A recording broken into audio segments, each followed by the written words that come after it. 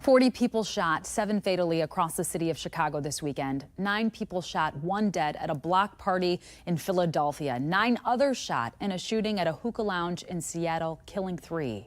Elsewhere in California, a store owner and mother of 9 shot dead in a dispute over displaying a pride flag. The gun violence continued this past weekend as the nation grapples with historically elevated levels of gun violence, which surged during the coronavirus pandemic. The latest rash of violence comes as we learn more about gun-related deaths among one of our most vulnerable demographics, children. New data out of the CDC shows those tragedies reached a record high in 2021. And here's a closer look at those alarming findings. 4,700 kids died from firearms, up nearly 9% from 2020, almost a double-digit climb there. Out of those deaths, 64% were homicides, 30% were suicides, and 3% were accidents. Roughly 85% of the 2021 victims were male, and half were Black.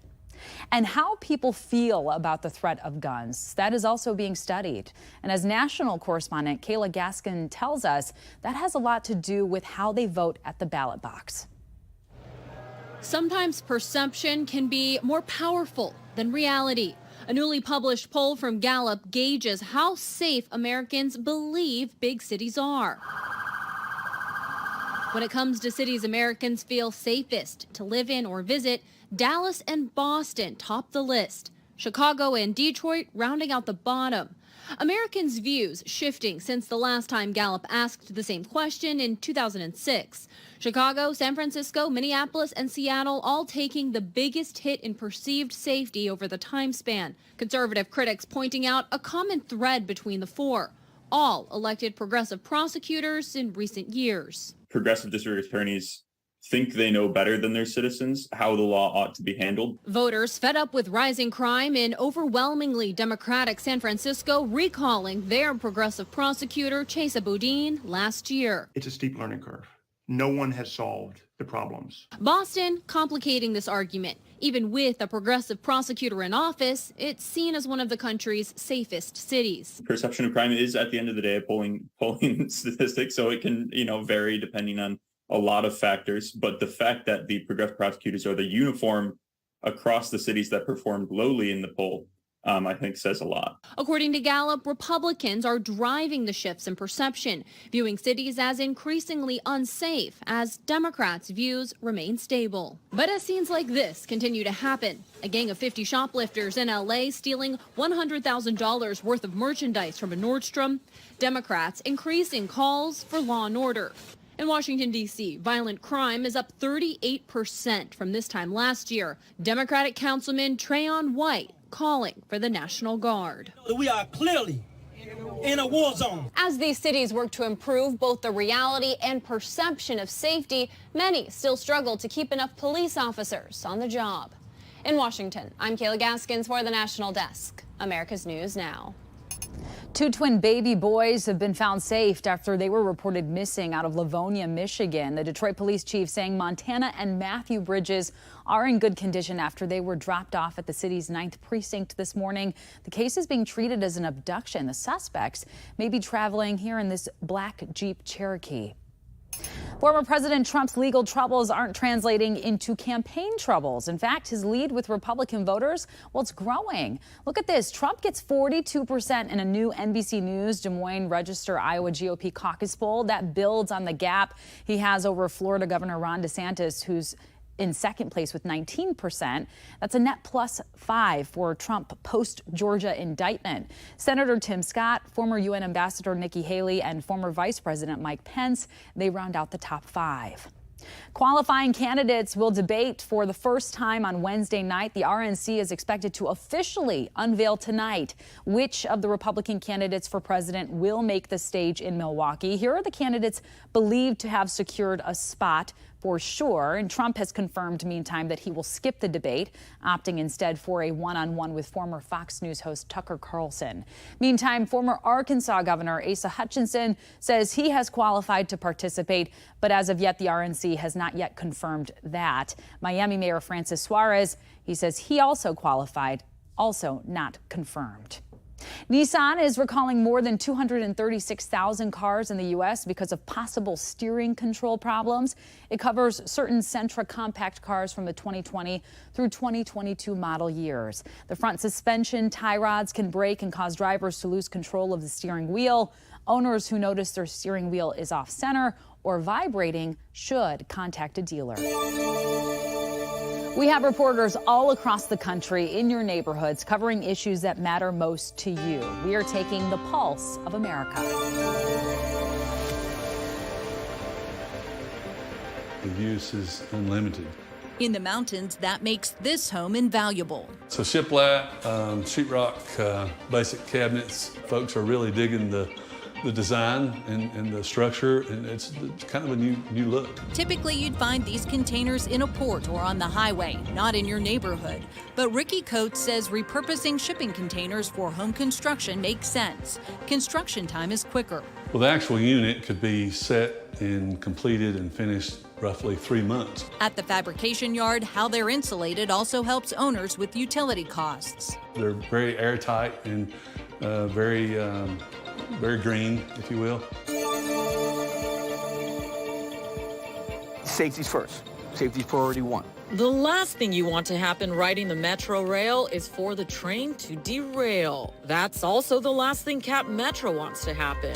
That's why, as the heat rises, the transit company is slowing things down a bit. There's specific spots in the alignment that we actually have to slow the train down to 10 miles an hour, and then the engineer, as he's operating the vehicle, he's looking ahead to make sure he's looking for something called a kink. A kink happens when the rails expand but are in a confined space, so they bend outward. Trains lower speeds when rails reach 132 degrees. Doing so allows the engineer to be able to look ahead and spot a kink before approaching.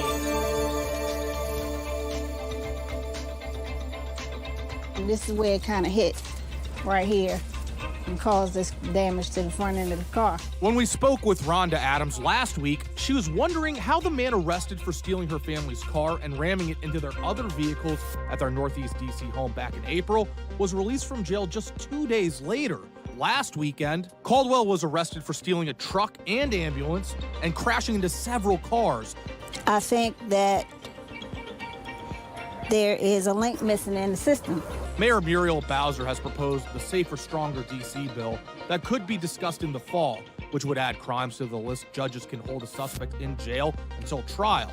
Last month, the DC Council passed an emergency public safety bill that does the same. Both bills added carjacking to this list, but not car theft, even though there have been more than 7 times as many car thefts as carjackings in DC so far this year.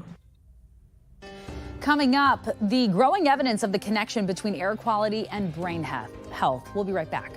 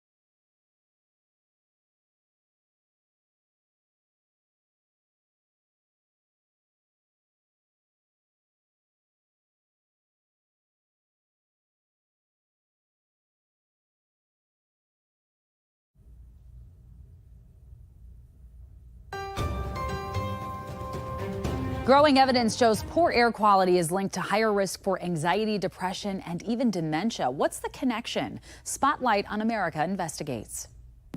Smoke from Canadian wildfires drifting hundreds of miles away. The smoke is so bad out here, we can't even see the sun. Leaving a smoky haze over American cities like Pittsburgh and others in the northern U.S. Wow. And you can smell it too. We know pollution like that can be bad for your heart and lungs. I couldn't breathe. I feel like I was like that. Now, growing evidence shows it can impact your brain too.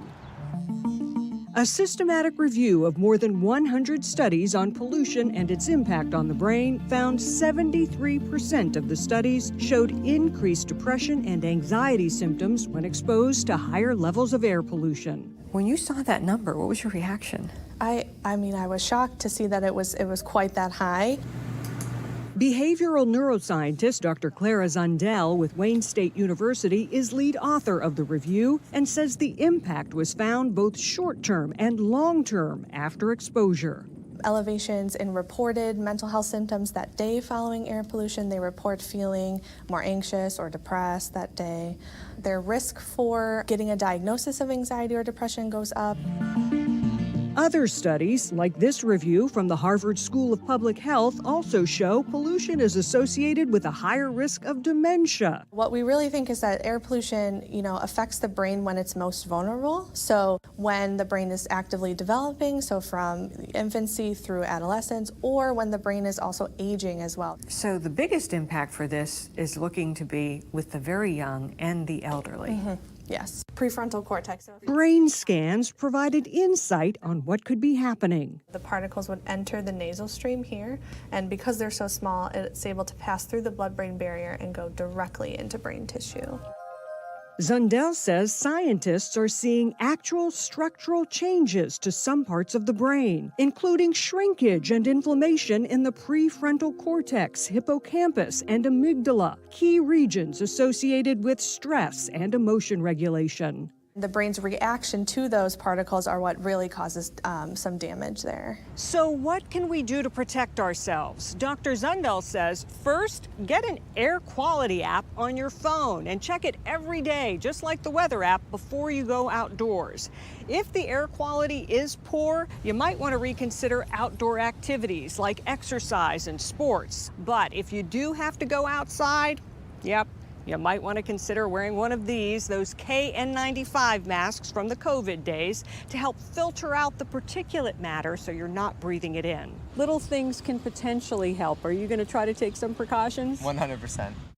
For the first time since 2012, the Environmental Protection Agency is proposing to reduce the standard for acceptable levels of particle matter in the air, citing growing scientific evidence of harm they can cause. The new guidelines were announced in January and are awaiting final approval.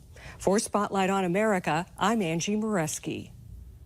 Up next, the controversial kiss seen around the world. We are back in just 90 seconds.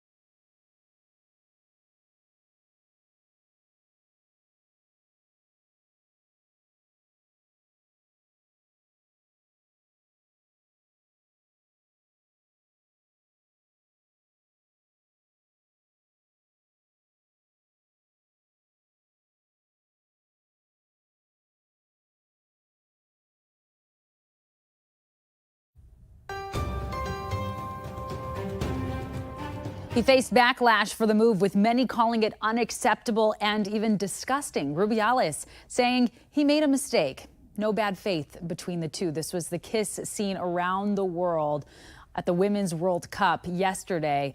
A kiss between Football Federation coach Luis Rubiales and soccer player Jennifer Hermosa. Thank you so much for joining us.